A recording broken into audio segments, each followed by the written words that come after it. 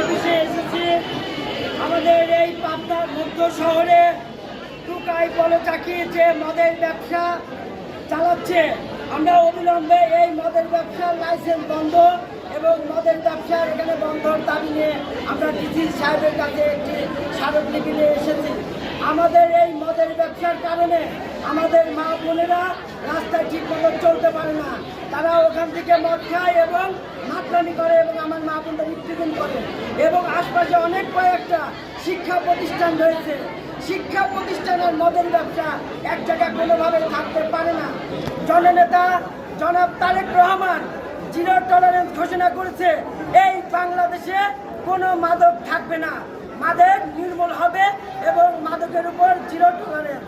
তাই আমরা তার নির্দেশনা অনুযায়ী আমরা এই পাবনায় শুধু এই চাকিবাড়ি নয়, প্রতিটা অঞ্চলে যে মদের ব্যবসা মাদক ব্যবসা রয়েছে সেটা নির্মূলে আমরা ঐক্যবদ্ধ হয়ে আমরা এটা কাজ করছি এবং এটাকে অতিলম্বে আমরা এটা ধ্বংস করবো ইনশাআল্লাহ।